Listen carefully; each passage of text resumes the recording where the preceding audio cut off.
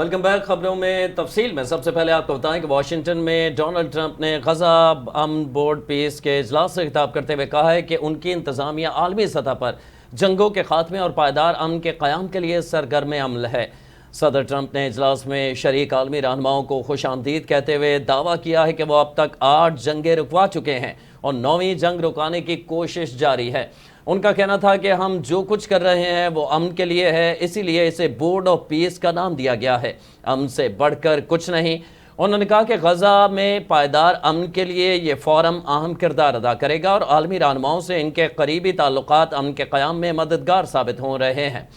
صدر ٹرمپ نے پاکستان اور بھارت کے حوالے سے بھی گفتگو کرتے ہوئے کہا ہے کہ امریکہ نے دونوں ممالک کے درمیان کشیدگی کم کرنے میں اہم کردار ادا کیا اور انہیں تجارت اور مذاکرات کی راہ اپنانے کا مشورہ دیا۔ انہوں نے وزیر اعظم شہباز شریف کی تعریف کرتے ہوئے کہا ہے کہ جنگ کے دوران دونوں رہنماؤں کے تعلقات مزید مضبوط ہوئے۔ صدر ٹرمپ نے عاصم منیر کی پیشہ ورانہ صلاحیتوں کو بھی سراہتے ہوئے انہیں ایک مضبوط اور باصلاحیت فوجی رہنما قرار دیا۔ ان کا کہنا تھا کہ ممکنہ بڑے تصادم کے صورت میں لاکھوں جانیں ضائع ہو سکتی تھیں، جسے سفارتی کوششوں سے روکا گیا۔ مملکت آصف علی زرداری اور وزیر اعظم شہباز شریف نے خیبر پختونخوا کے ضلع لکی مروت میں انٹیلیجنس بیسڈ آپریشن کے دوران فتنہ الخوارج کے 4 دہشت گردوں کی ہلاکت پر سیکورٹی فورسز کو خراج تحسین پیش کیا۔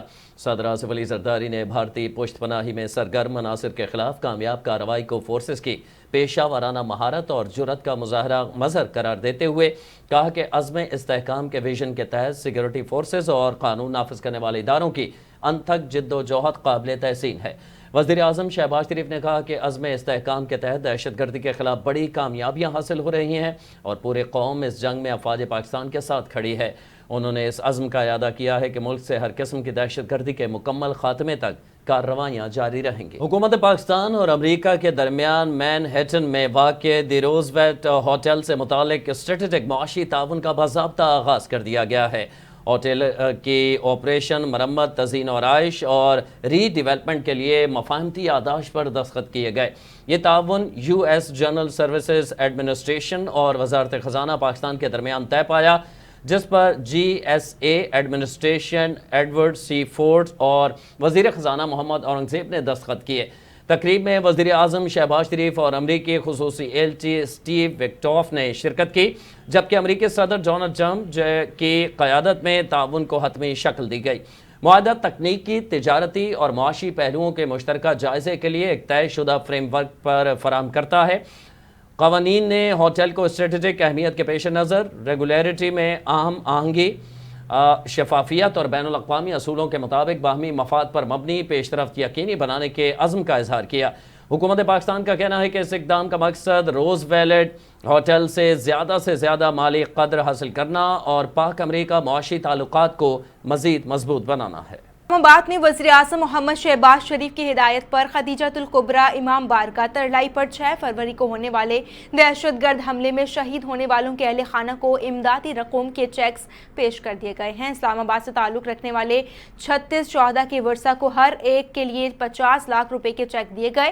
اس کے علاوہ تونسا شریف، تلہ گنگ، استور اور اسکردو سے تعلق رکھنے والے 4 شہداء کو ان کے لواحقین کو بھی امدادی چیک پہنچائے جا رہے ہیں، جبکہ وزیر اعظم نے 11 فروری کو امام بارگاہ کے دورے کے دوران ہر شہید کے اہل خانہ کے لیے 50 لاکھ روپے کی امدادی رقم کا اعلان بھی کیا تھا، جو اب عملی طور پر فراہم کر دی گئی ہے۔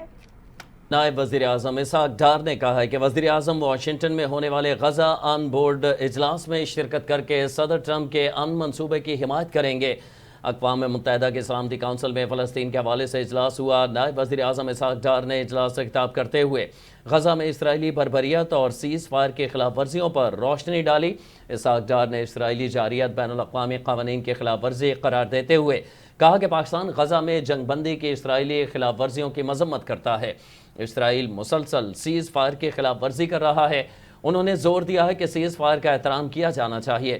نائب وزیر اعظم اسحاق ڈار نے مستقل امن کے لیے باہمی احترام پر مبنی سفارتکاری کو ضروری قرار دیا اور واضح کیا ہے کہ فلسطینی اتھارٹی کا مرکزی کردار تمام صورتحال میں لازم و ملزوم ہے۔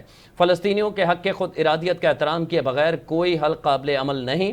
نائب وزیر اعظم نے غزہ سے فلسطینیوں کو بے دخل کرنے کے اسرائیلی اقدام کے بھی شدید الفاظ میں دیگر خبروں کو بلیٹن میں شامل کریں اور آپ کو بتائیں کہ ترجمان دفتر خارجہ طاہر حسین اندرابی نے ہفتہ وار بریفنگ میں کہا ہے کہ پاکستان غزہ میں امن کے قیام کے لیے کردار ادا کرے گا، تاہم حماس کو غیر مسلح کرنے کے عمل میں شامل نہیں ہوگا۔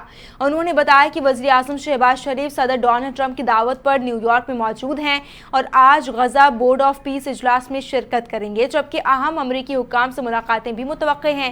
ترجمان کے مطابق نائب وزیر اعظم اور وزیر خارجہ اسحاق ڈار بھی نیو یارک میں موجود ہیں اور انہوں نے فلسطینی مستقل مندوب اور مصری وزیر خارجہ بدر عبدالعاطی سے ملاقات کی ہے۔ ترجمان نے کہا کہ پاکستان کسی گروہ کے خلاف کسی فیصلے کا حصہ نہیں بنے گا اور امید ہے کہ غزہ بورڈ آف پیس سے صورتحال میں بہتری۔ سبزیوں کی کوالٹی اور قیمتوں میں استحکام یقینی بنایا جا رہا ہے۔ سہولت بازاروں میں عوام کا بے پناہ رش، عوام کو ریلیف مل رہا ہے۔ رمضان بازاروں میں سیکورٹی کے اعلیٰ انتظامات کیے گئے ہیں۔ وزیر اعلیٰ پنجاب مریم نواز کو کنٹرول روم میں رمضان بازاروں سے متعلق بریفنگ، کہا گیا کہ شکایات کے ازالے کے لیے بروقت اقدامات کیے جا رہے ہیں۔ بریفنگ لینے کے دوران وزیر اعلیٰ پنجاب مریم نواز نے کہا کہ صارفین کو فری ڈیلیوری کی سہولت بھی دیں گے، سستی اور معیاری اشیاء کی دستیابی یقینی بنا رہے ہیں۔ وزیر اعلیٰ پنجاب کی شہری سے ٹیلی فون پر بات چیت بھی ہوئی۔ شہری نے اشیاء کی قیمتوں اور کوالٹی سے متعلق آگاہ کیا۔ پاکستان کی معیشت کے لیے ایک اور اچھی خبر، او جی ڈی سی نے تیل اور گیس کا ایک اور نیا ذخیرہ دریافت کر لیا۔ درس ویسٹ 3 کنواں صوبہ سندھ کے ضلع ٹنڈو والا یار میں واقع ہے۔ ترجمان او جی ڈی سی کے مطابق ابتدائی ٹیسٹ میں یومیہ 9.7 ملین فٹ گیس اور 580 بیرل تیل کی پیداوار ہوئی۔ تیل اور گیس کی یہ پیداوار لوور گرو فارمیشن کے سی سینڈ سے حاصل ہوئی۔ گیس کو پلانٹ میں پروسیس کر کے S S G C L network میں شامل۔ اسلام آباد میں وفاقی وزیر قانون و انصاف اعظم نذیر تارڑ سے راولپنڈی ڈویژن بھر کے مختلف بار ایسوسی ایشنز کے نومنتخب عہدیداران نے ملاقات کی ہے۔ اس موقع پر وزیر مملکت برائے قانون و انصاف عقیل ملک بھی موجود تھے۔ ملاقات کے دوران بار ایسوسی ایشن کو درپیش مسائل اور امور پر الگ الگ تفصیلی غور کیا گیا۔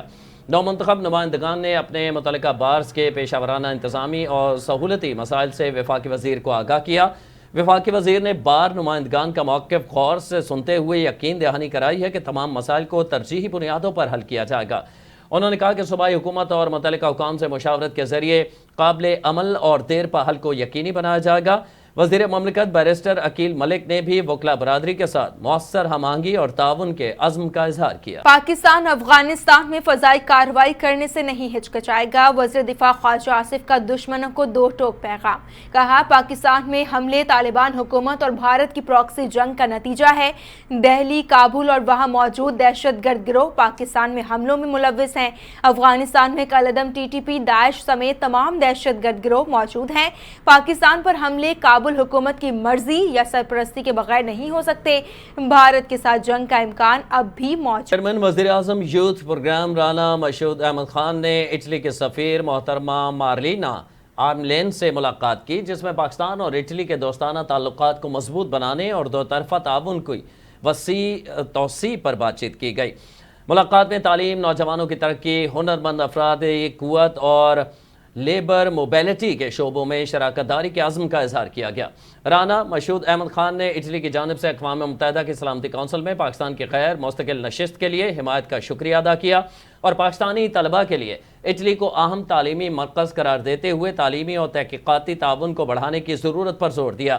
ملاقات میں دونوں ممالک کے نوجوانوں کے لیے مواقع بڑھانے، مشترکہ پروگرامز اور یوتھ ایکسچینج کو فروغ دینے پر بھی بات چیت ہوئی، جبکہ اٹلی میں مقیم پاکستانی کمیونٹی کو دو طرفہ تعلقات کے مضبوط پل کے طور پر سراہا۔ ڈار نے نیو یارک میں اقوام متحدہ کی سلامتی کونسل کے اعلیٰ سطح اجلاس کے موقع پر برطانیہ کی وزیر خارجہ یویٹ کوپر سے ملاقات کی، جس میں دو طرفہ تعلقات، فلسطین کی صورتحال اور عالمی امور پر تفصیلی تبادلہ خیال کیا گیا، جبکہ ملاقات کے دوران اسحاق ڈار نے فلسطین سے متعلق اہم اجلاس بلانے پر یویٹ کوپر کو خراج تحسین پیش کیا اور مسئلہ فلسطین کی منصفانہ اور پائیدار حل کے لیے عالمی برادری کے مؤثر کردار کی ضرورت پر بھی زور دیا۔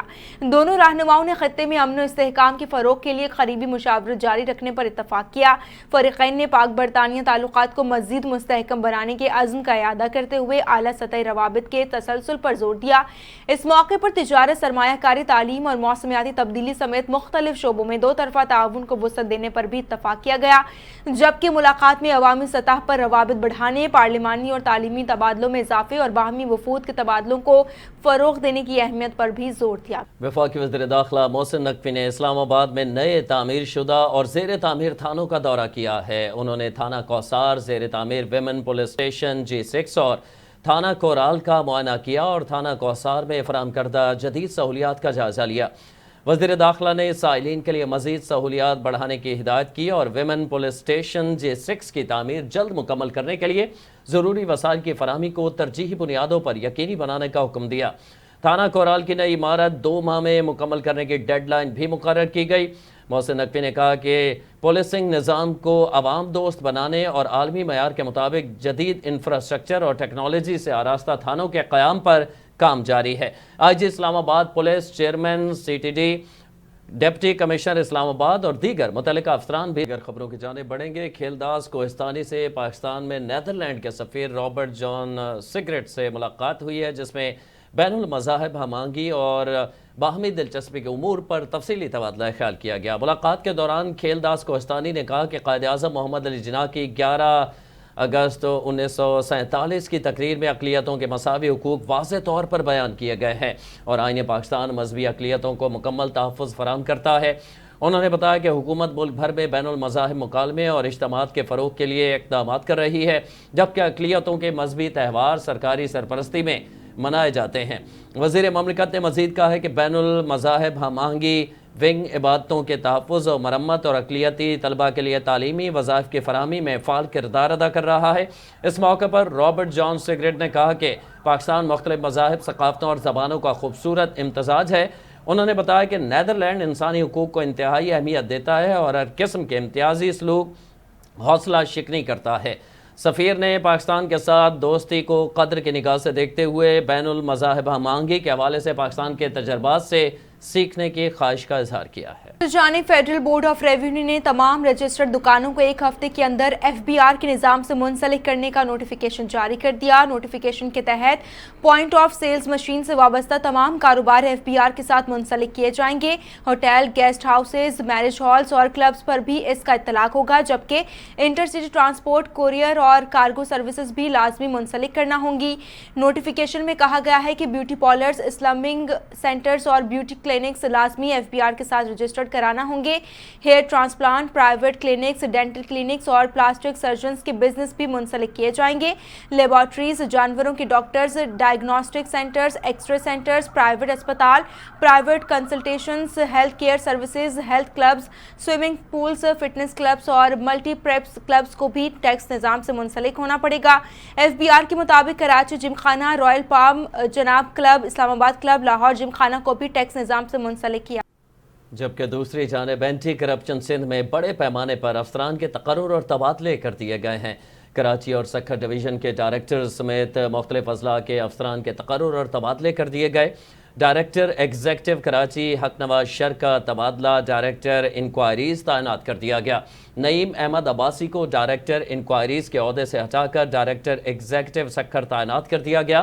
صوفی عبدالحفیظ چاچڑ کا ڈائریکٹر ایگزیکٹو سکھر سے تبادلہ director headquarter DG anti corruption office تعینات کر دی گئی۔ عبدالغفور دھامرا کو ڈائریکٹر ہیڈ کوارٹر سے ہٹا کر ڈائریکٹر ایگزیکٹو کراچی تعینات کیا گیا ہے۔ ڈپٹی ڈائریکٹر ایگزیکٹو ٹنڈو الایار مونس احمد کا تبادلہ ڈپٹی ڈائریکٹر ایگزیکٹو خیرپور تعینات کر دیا گیا۔ خیرپور، سانگڑ، نوشیر و فیروز سمیت دیگر کئی اضلاع میں تعینات افسران کی اکھاڑ پچھاڑ کر دی گئی ہے۔ جدہ انٹرنیشنل ایئرپورٹ کی اپ گریڈ شدہ مرکزی رن وے 07L/2 5R پر پہلی کمرشل پرواز کی لینڈنگ کامیابی سے مکمل کر لی گئی، جو قومی ہوابازی انفراسٹرکچر میں ایک اہم سنگ میل قرار دی جا رہی ہے۔ یہ تاریخی لینڈنگ ایئر بلو کی پرواز PA-171 نے انجام دی، جو جدہ سے روانہ ہو کر دوپہر 12 بیس پر کراچی پہنچی۔ طیارے کو روایتی واٹر کینن سلامی پیش کی گئی، جس کے ساتھ نئی رن وے پر باقاعدہ فلائٹ آپریشن کا آغاز ہو گیا۔ 8,305 ملین روپے کی لاگت سے مکمل ہونے والی یہ جدید کوڈ فار ایف رن وے عالمی معیار کے مطابق تعمیر کی گئی ہے اور بڑے تجارتی طیارے بشمول ایئر بس A380 کی لینڈنگ کی صلاحیت رکھتی ہے۔ منصوبہ 18 ماہ کی ریکارڈ مدت میں بغیر کسی تاخیر، اضافی لاگت یا حادثے کے مکمل کیا گیا۔ Director general Pakistan airports authority authority air vice marshal Zeeshan Saeed نے اسے جدید، محفوظ اور مؤثر فضائی نظام کی قومی عزم کا مظہر قرار دیتے ہوئے ٹیم